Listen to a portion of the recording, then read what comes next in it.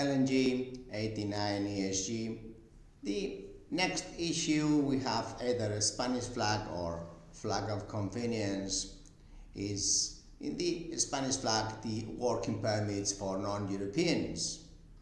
This can be allowed except master chief officer out of 50%. Now Ukrainians count as Europeans in these numbers. That's a huge innovation, research development, competitive advantage of the Spanish registry. Most companies have in the ratings full Filipino complements.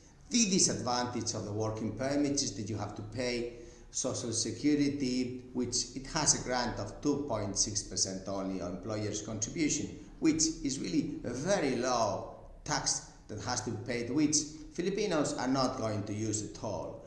It has this bureaucratic side of having to get the working permits, which you never know how these bureaucrats work, but most of the times we do get these working permits. If we had 10, 20 LNGs, it would be much easier to fetch these working permits, let's say 200 ABs or then 200 motormen and cooks and so on.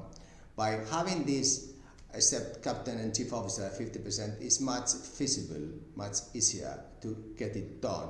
Now, regarding flag of convenience also, it's a huge competitive advantage today, 2024, because ESG, this socialist government, is always looking towards the rights of the workers, and the excedencia, which means that if I am on board another company, let's say Spanish flag, and I want to get out of such for 2 years, I can apply for excedencia, excellency, and therefore it is granted by labor law. So these top officers experienced in rank LNG can get into new companies. So we could fetch excedencia either for new Spanish flag or for flag of convenience. Before it was 2 years excedencia.